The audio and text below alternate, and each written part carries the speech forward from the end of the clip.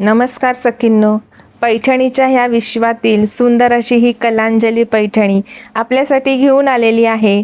मस्त मस्त रंग आहे त्याच्यामध्ये। पहा, सुंदर असा चिंतामणी रंग आहे, त्याला गुलाबी रंगाची सुंदर अशी किनार आहे।